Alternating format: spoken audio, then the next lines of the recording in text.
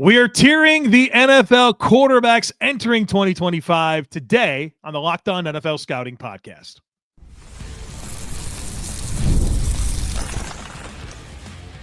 You are Locked On NFL Scouting with the Draft Dudes, your daily podcast for NFL and college football scouting. Part of the Locked On Podcast Network, your team every day. What's better than this? It's guys being dudes here on the Locked On NFL Scouting Podcast. We're the Draft Dudes. I'm Joe Marino from Locked On Bills. He's Kyle Krabs from Locked On Dolphins. And we are your NFL experts here with you daily to talk team building across the league on the Locked On NFL Scouting Podcast with the Draft Dudes, part of the Locked On Podcast Network, your team every day. Want to issue a big thank you, shout out, and welcome to our everydayers. Those of you who never miss a single episode, we appreciate y'all being here very, very much. Today's episode is brought to you by Game Time. Download the Game Time app, create an account, and use code LOCKEDONNFL for $20 off your first purchase. Joe Marino, happy Monday to you. Happy Monday. Happy quarterback day to you. We spent 8 weeks looking at all these teams, and we gave the disclaimer on every single one of them. We're not going to get into quarterbacks. They're their own thing, right? So over the weekend, we obviously took the 4th off, and we did the massive lift of taking all the individual assessments and putting it into the grading sheet. And we have a general roster power ranking, but we still have to do coaches, and we'll do that later this week as well. But we did quarterbacks as well. And the quarterback process, which I think is important for us to touch on. We didn't talk at all beforehand. It was, Kyle, rank yours 1 through 32. I'm going to rank mine 1 through 32.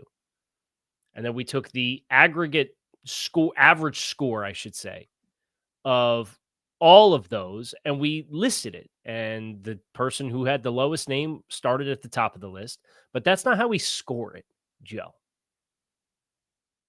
Go ahead. You're on a roll. Okay, I don't want No. to. Yeah. The worst thing I could do is talk for the first. No, I like when you explain things. Go ahead. So we had the average ranking, but the margins for separation are very small, right? So it becomes more of a, how do we put these players in respective tiers? So you start with the top players out of all 32 quarterbacks. Wherever we feel like is that appropriate place to draw the line, they get the maximum amount of points possible. Every player that sits in that first tier. And then the next name down, you look, okay, who do we feel is in an appropriate tier from there? And then they get the next amount of points down. And you just incrementally work your way down. So there's like this gradual diminishment from max points to minimum points where everything else is very systemic, where if you're a cornerstone, you get X amount of points no matter what, but then the positional weight is where it shows up. So this scoring for quarterbacks, it's our average rankings, but then they're put in tiers. So the first quarterback and the 4th quarterback on this list, which is where we're going to start, they get the same amount of points, is the point being, because we feel like they're in the same tier, because it's more important to have it reflected in tiers than to say this is my 1st versus my 3rd versus my 7th. Leads to bad conversations. Correct. I sit here and I watch this all the time. Bills fans and Ravens fans thinking they have to tear down Lamar Jackson or Josh Allen to elevate their guy. They're both awesome. And so is Patrick Mahomes. And so is Joe Burrow. Spoiler, that's the top 4 in our tier 1 quarterbacks. I feel like the middle class conversation is even worse. Oh, gosh. Because right. the separation on a year-by-year basis is very slim. Mm-hmm. And you could rank 15th one year and then be 8th the next year. I think, did that happen with Baker Mayfield? I don't know where we ranked him last year, but he's in the top 10 this year.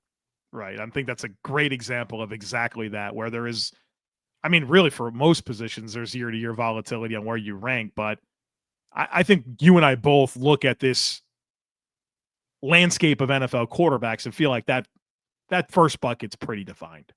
Correct. So it's whatever order you want to put Patrick Mahomes, Josh Allen, Lamar Jackson, and Joe Burrow in. That for us is the elite tier. And it's the tier that on a year-over-year basis, regardless of the circumstances around them, if they're healthy, your expectation is they're going to be a truck versus a trailer, right? I think everybody after these 4 is not a scheme transcendent. These would be the four I would describe as like the scheme and situation transcendent quarterbacks in the NFL right now. I think they've proven, that, right? There's been a lot of moving parts around them. Probably the least would be Joe Burrow in terms of like actual shifting of things around them. But I'd also say that Joe Burrow is the one that executes the passing offense the best of any of the four. Where, right. I mean, we've seen Jackson with and without Derrick Henry. He's an MVP quarterback without Derrick Henry and had a heck of a case to be one this year with him. We've seen Patrick Mahomes and that offense look all kinds of different ways during his time in Kansas City. We've seen Josh Allen through three coordinators and, I mean, a complete overhaul of his supporting cast and really an identity shift for the Bills offense. Those guys be, top tier quarterbacks. I think they've absolutely proven that. I think Joe Burrow would like to get a little help from his defense, maybe a little running game. But like I said, I think that Joe Burrow is the best executor of the passing game in the league. So I want to ask you, you like superlatives. Oh, yes. So I'm going to ask you for a little word association to apply a superlative for each one of these. So one word to describe Joe Burrow.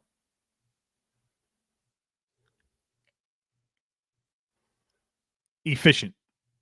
Okay. I was wondering where that word was going to come up because I think you could have made a case to use it for either him or Josh Allen based off of the efficiency.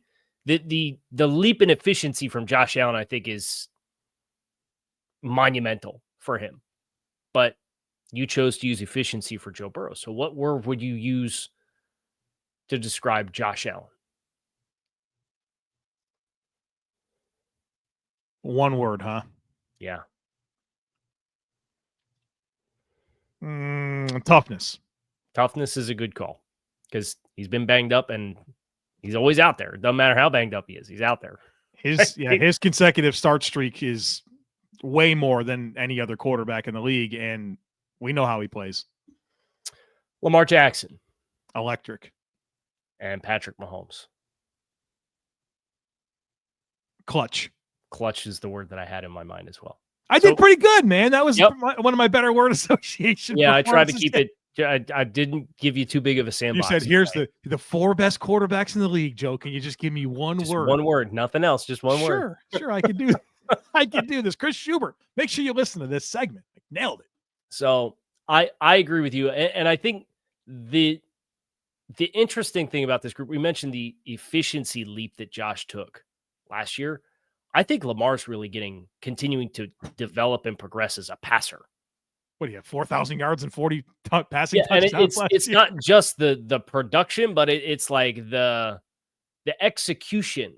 Yeah. There'd be games early in Lamar's career where you'd say, well, we're going to cage rush and we're going to keep him in the pocket. We're going to make him work the field and throw with accuracy in extended times, holding the ball within the pocket, and we'll take our chances. Yeah. Right. Like he's growing and expanding in that regard, which is really scary for him.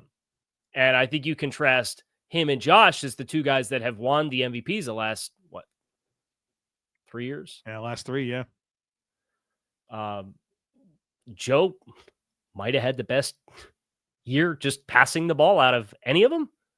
No doubt. Then for Patrick, they've really had limitations. And just the ability to circumvent the limitations is, I think, the most impressive part of what Patrick's done the last 2 years.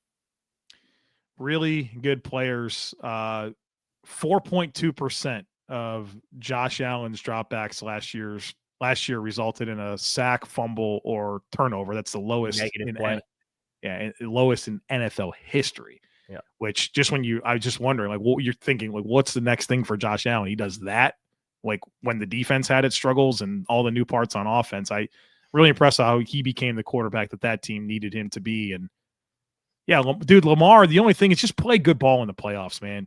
Like it's that simple. Like you're unbelievable otherwise, but that's the missing piece there. And Joe Burrow get a defense, and hopefully they can figure out stylistically in Kansas City how they want to play. Because I think that's taken away from Pat's production. They've been the 15th scoring offense each of the last 2 years. But I think they've trying to find a new identity. They've had a lot of moving pieces and, injuries in season that have kind of taken away as well. But yeah, That's the Mount Rushmore of NFL quarterbacks now. And coming up next, we'll get into the next tier of quarterbacks. Guys, a lot of guys coming off of good seasons. We'll break them down here next. Folks, be sure to stick with us. We've all been there, logging on early and waiting forever for concert tickets to go on sale, only to lose your spot for a show you've been dying to see. Live music should be about making memories, not dealing with the stress of ticket shopping. That's where Game Time comes in. Game Time makes getting concert tickets faster and easier than ever. Prices actually drop as it gets closer to showtime, and you could save up to 60% off with their killer last-minute deals. Ever wonder what your view will actually look like before you buy? The app shows you a panoramic seat view, so there are no surprises. And speaking of no surprises, with Game Time, the price you see is the price you pay. No hidden fees. So take the guesswork out of buying concert and show tickets with Game Time. Download the Game Time app, create an account, and use code LOCKEDONNFL for $20 off your first purchase. Terms apply. Again, create an account and redeem code LOCKEDONNFL for $20 off. Download the Game Time app today. Last minute tickets, lowest price guaranteed. So I use the descriptor for that top four that they are the scheme transcendent players. I think there's a couple in our next 5 through 10 that with continued development and maybe bigger sample sizes for some of these guys can get there. I think I want to be fair about that because it's a strong statement to say these four quarterbacks are the scheme and situation transcendent players across the league right now. Yeah, I agree. I agree with that. So our next tier down, I'm going to do the players that got 9 and 8 points out of a possible 10, if that's all right with you. Round out the top 10. These are the guys kind of coming off really accentuated high notes this past season. So you could put these guys, there is a sub tier here: Matthew Stafford, Jalen Hurts, Jaden Daniels, and then CJ Stroud, Justin Herbert, Baker Mayfield. Round out what becomes the 10 players that got the most amount of points in this scoring methodology. I think you win Super Bowl with these guys. I think those are these types of players. And I think you talked earlier about guys that have really elevated. I think about Baker Mayfield. I mean, the guy was unbelievable last year with 4,500 yards, 40 passing touchdowns. And that's a great example of the year-to-year possibilities of shaking things up. I mean, Jalen Hurts, just continues to deliver on the biggest stages for his team. Like even in the Super Bowl that they lost, I thought he was terrific in that game. And with Jalen Hurts, maybe there are arguments that other quarterbacks could have stepped in and had similar success with that remainder of team, but it's he's the right quarterback for that team right now, and they're having a ton of success. And I think you got to give him a lot of credit. And Jaden Daniels and the unbelievable rookie season that he had, especially when I don't think much of that supporting cast. I think he elevated things as a rookie. And CJ Stroud, 2 years, back-to-back division titles, won a playoff game. Probably, you've brought this to the attention, probably the best clutch quarterback in the league right now. And then with Justin Herbert's been able to prove. So I think it's a good group of quarterbacks that you can go all the way with these guys. And curious to see who has staying power here, and maybe if any of them dip a little bit. Yeah, I think that's a great time to invoke what Brett Coleman has this offseason shared, in that you kind of have your established guys at the top that are going to be there. But year over year, you could have a guy who ranks 7th, and then maybe the next year ranks 15th, and then ranks 12th, and then is back to 8th, and then back to 5th. These guys round out the next 2 tiers, but there's guys that didn't make the cut that I know you and I both really like, that are outside this group, that were in this group last year, including all the flowers that we gave Jared Goff last year and Dak Prescott coming off the year that he had in 2023. Right? Spoiler alert, those are the next 2 names that we're going to introduce. But I think each one of these guys after Mahomes, you can kind of look at and paint all the reasons to be optimistic, but then there is the acknowledgement of the question that exists, right? With Stafford, I didn't think Stafford didn't look, I thought, as dynamic this past year than he did in 23. I think he looked like a later stage quarterback. Yeah, right? I agree. For Jalen Hurts, you mentioned that the clutch element is massive here, and he is tailor-made for what Philadelphia does and the tush push. And I think his leadership is a big part of the value that he brings to Philadelphia that's not measured just based off of how you execute a passing game or a running game. Justin Herbert, I don't think it's a coincidence that Justin had his statistically most efficient season when he was asked to do the least, right? You think about some of those early seasons that he had where we're throwing the pigskin off the ball, right? We're throwing the laces off the ball because we got to throw the ball 42 times a game, right? Well, no, let's run the ball. Let's be a little bit more balanced. Let's not put everything on your shoulders, and you magically get a more efficient quarterback. So I think the blend and intersection with all these guys of traits, toughness, execution, this is a really sturdy group. And as you said, I think the most interesting piece is the staying power. Now, it is interesting, Joe, like we said at the very beginning, we didn't onboard about any of this beforehand. There's only one quarterback out of these 10 that was not a consensus top 10 player from both of our ballots.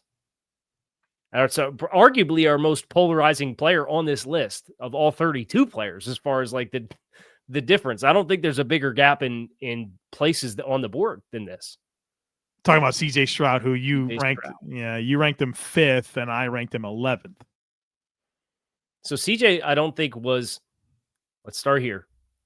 Rookie season CJ had a lot of good bounces, right?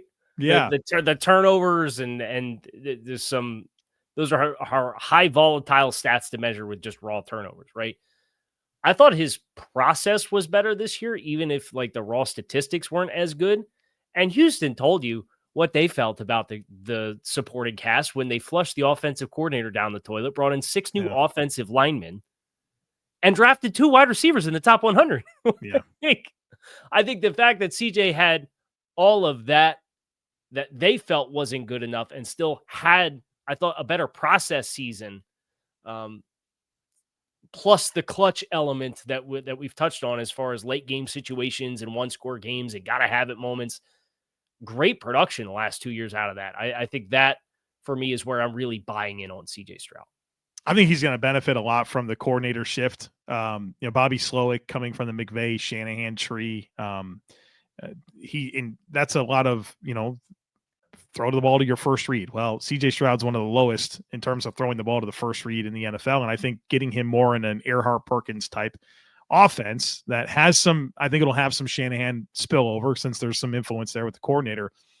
I think that's going to help CJ Stroud play better football, because what happened was I think CJ Stroud wants to process a little bit deeper into snaps. He wants to hold the ball a little bit, and he's comfortable doing that. He is, but you still have to have the infrastructure schematically that allows you to do that, right? And I don't think that the Slowick offense really gave that to him. And so I think CJ Stroud is primed for his best football ahead of him. I just felt like with the amount of negative situations that he put his team into, and look, I think there's reasons for it. That's kind of what pushed him down for me just a little bit. That's fair. And to be fair, you had him 11th. It's not like, why do you hate CJ Stroud, right? Like, right. And I was egregiously high. I had him 5, right?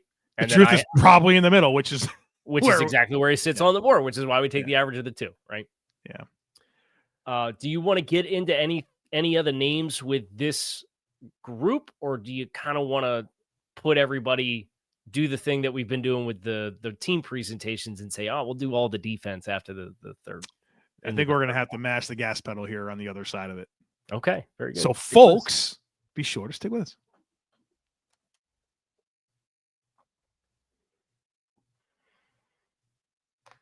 The good news is, from a show script, right-hand third segment standpoint, we're right on schedule. Yeah, we went on time with our ad breaks. No emails from Ross Jackson to start the week. You know what I mean? So we knew the annual elites was that top of 4, and then rounding out the 9 and 8 out of 10 points tiers were the guys that were coming off the high note, the guys who had the right blend of availability and situation and performance and execution and success as a team to put themselves into those upper bands. And now it's a question of who missed that 8 out of 10 points bucket, whether you're 7 or 6, or I think maybe even a guy in the 5 bucket, and there's young guys in the lower buckets below that, who makes the big leaps?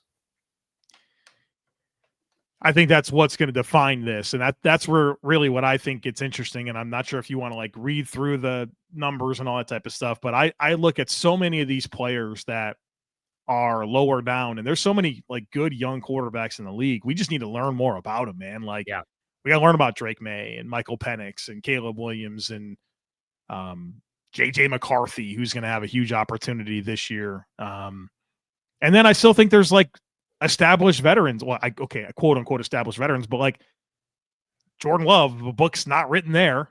I should have mentioned Bo Nix as well when I started talking about that. So Broncos fans, get off me. I'm excited about Bo Nix. But yeah, like Jordan Love, and like where does he continue? He's just cosplaying as a quarterback? I don't. That does not land for me at all. What does that mean? Somebody said that last season that Bo Nix wasn't really doing the things a quarterback has to do. He was cosplaying, which means like you dress up as like a fictional. I've never heard anybody say it. That's a weird thing to say. I would apply that to like maybe Caleb Williams a lot more than I would Bo Nix. I'm glad that's the angle that you took, because I want to ask you, how far down do you think you can get on this list for a player that you could see playing into that band that we just talked about in segment 2? Before I can see or can't see? You can see. How far down the list? Oh, yeah, dude. I mean, why can't Caleb Williams or Michael Penix or Drake May, JJ McCarthy, a great supporting cast. We have, JJ McCarthy, we just don't know enough about him. He's 27th, but like we just don't know. I liked him a lot coming out of the draft. He's in a great situation. I think he'll play well, but that'll be one that we'll have to probably look back on and assess after a quarter of the season, because he might be playing at a high level. Yeah, that's the thing for Minnesota, is that they've got an amazing supporting cast, but it's a total incomplete evaluation at quarterback, right? Mm-hmm. Which from the scoring process, now they'll get some of it back when we do the coaching, and they've got Kevin O'Connell as both a head coach and an offensive play caller, and then they have Brian Flores as the defensive. Yeah, that's pretty. They're probably good. Realistically going to be top 6 in both of those, in all 3 of those categories. Oh, absolutely, I would guess. So, yeah. You get points for that. So they'll get a lot of that back from having this incomplete evaluation at quarterback. But we don't know, right? Like we don't know what the performance is going to look like for McCarthy. So as a result, versus players that you have different bodies of work for, we just felt, it's hard to rank a guy too high that you don't have any proof of concept of. How about Trevor Lawrence? I mean, he's a guy that I'm excited for his chance to work with Liam Cohen, who got a lot out of Will Levis. That got a lot out of Baker Mayfield. They've been very intentional about adding explosive elements to that passing offense. There's athletes all over the place. Offensive line. Defense should be better this year. I mean, that's a guy, he can climb quite a bit for us, I'm sure. I think Lawrence is a great call out. Drake May, potentially. If he takes a leap, I think he is probably still a year away from having the cast around him in all phases. Yeah. But he's got Josh McDaniels and obviously his talent, and they've invested in the offensive line. So probably a year away, but I see the arrow obviously pointing up there. McCarthy, I think, is a great call out because of just how good his situation is. I really like Penix's situation in Atlanta. Obviously, Zach Robinson, the offensive play caller there, but Drake London, I think, is poised for monster production this year. He had like a 40% target rate when Penix played the last 3. Oh boy, and he had like almost 1,300 yards last year, right? And he was good. Yeah, but he averaged like 4 extra yards per catch in the games with Penix versus not Penix.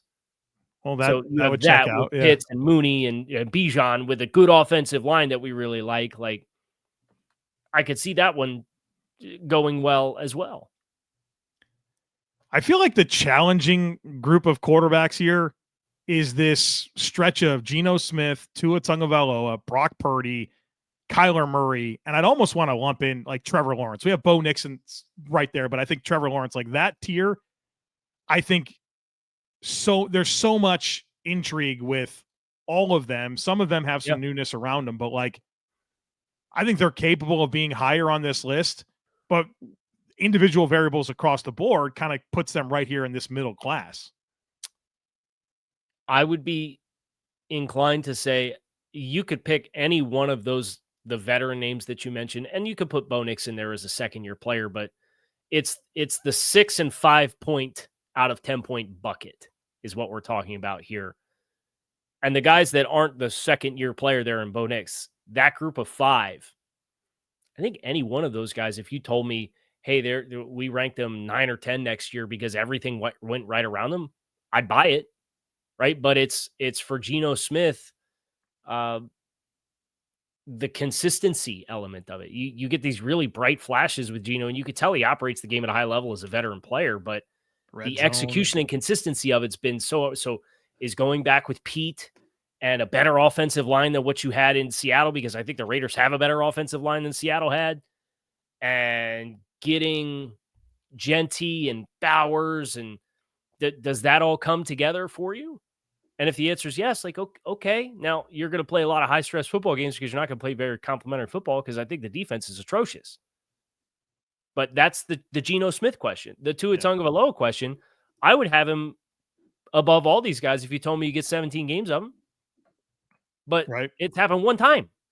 Yeah, it's just the reality of it is that you have to factor in the decision-making process, and putting yourself in harm's way and not being available for your team is a part of it that makes it really difficult to parse out the value here.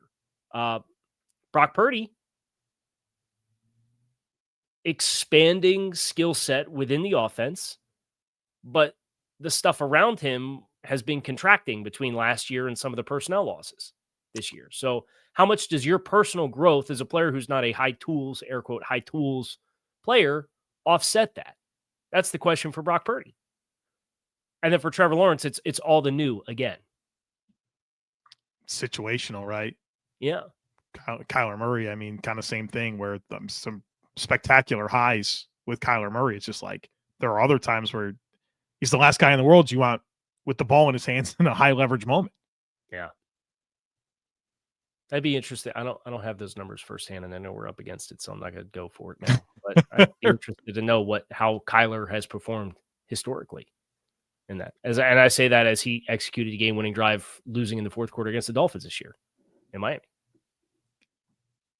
Of this group, I hate to include Aaron Rodgers, but like there's this Aaron Rodgers, Russell Wilson, Joe Flacco, Daniel Jones group / Anthony Richardson.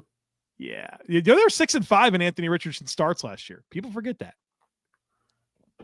Okay. Who'd they beat? 6 NFL teams.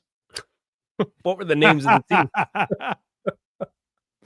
I'd have to go back and look, but I mean, I think there's something to be said for that. I don't know if he's going to get his chance, but do you feel any particular way about any of those? Like, can they not get in the way of those teams having a chance? Because I think they're like, for each one of them, there's likable elements to their teams, especially Pittsburgh and Indianapolis. I think more of than most of the remainder of team there, but like, can they not be detrimental enough to their team's success? I think if you could tell me that if they could play into being ranked 15th, it would be enough. Yeah, that'd be huge. Right? Do I think it's going to happen with Joe Flacco in Cleveland? Do I think it would be enough for Cleveland if Joe Flacco played like the 15th quarterback? No, I think that team's got too much to climb out of. I think for the Colts, it would be good enough, which is part of why I kind of think Daniel Jones is going to get the job. Because the floor, the floor with Anthony's really bad. Now the ceiling is amazing, but it's so high variance. Rodgers, I think, can be good enough for this team to compete. I don't think they're going to win 12 games or anything like that this year. Did you put Bryce Young in this bucket? No, Bryce Young's in a different world to me, where like there's an ascending element to Bryce Young where you have like aging / well, I mean Flacco, Rodgers, and Aged. Russell are Aged. that's another world. But like then there's like the Daniel Jones piece of this where it's I don't know, can you be the player you were in, was it 2018 or not 2018? I'm going way too far. 2022. Yeah, oh boy, 2022. Can you just be that guy? Because that would probably give you a decent chance of being a double-digit win team in Indy. There are fascinating young players, though. I mean, Justin Fields with the Jets, Bryce Young in the turn that he took last year. Even Sam Darnold with Seattle. Like, I'm fascinated to see how that plays itself out. Interesting thing about Sam is we both had Sam ranked exactly the same. And he's in a tier where if he goes to Seattle and plays like he did last year in Minnesota, I think you're talking about a guy that will probably be ranked 7 to 10 spots higher next year, because it's okay. You came in, you outperformed our expectations, but you did it with what we just got done heaping praises for Minnesota's supporting cast as. What do you look like in Seattle, where they took a blowtorch to everything on the offensive side of the ball? Literally. On a 10-win team. On a 10-win team. Literally just said, we need to throw it all out and start over. So Sam does that. I think Sam's the one who I think has potentially the most opportunity to change his perception for somebody that we feel like we know who they are. Yeah, he goes into that situation and, I mean, comes close to what he was last year. You're going to be like, oh, okay. And Seattle's going to be a problem if that's the case. Because I'm expecting a lot of defense. Mm-hmm. Year 2 of the scheme. A couple handpicked players to come in. Eamon Worry. I think this list is going to look a lot different at the end of the year. I think it is too. And maybe we should do it this year. We haven't really done like the end of year version of this. But let's look at these quarterbacks. I think after week 18, or if you want to do it after the Super Bowl and not wait until July to do it next year. But I agree. I think there's a lot of opportunity, whether that's availability, whether that is supporting cast around you, whether that's coaching staff limitations, whether that's just situational stuff, circumstantial stuff. Because the guy that I put at 9 versus the guy that I put at 19, like, I could see the world in which it's flipped. Yeah, me too. And that's so many young quarterbacks too. Who on a year-over-year basis, who can get all of the stuff right, and then the player do the right things to put themselves up in this tier, in these tiers. I think Jordan. That's the whole story. Jordan Love's an example of a guy that you thought was okay. He's coming. Yep. Still fringe top 10. Had a knee injury in week 1. Yeah. Missed a couple weeks. Came back early. You could tell he was limited. Kind of impacted his play. You get fully healthy Jordan Love and say Matthew Golden blows up, we have a really different Jordan Love conversation next year. Yeah. What's Jared Goff going to look like with all the changes, right? Center change, play caller change. Interesting. But we got to get out of here. That's all we have time for. Kyle Krabs, Joe Marino, appreciate you guys as always for checking out the show. Make it a great rest of your day. We are out of here. We'll talk to you all again tomorrow.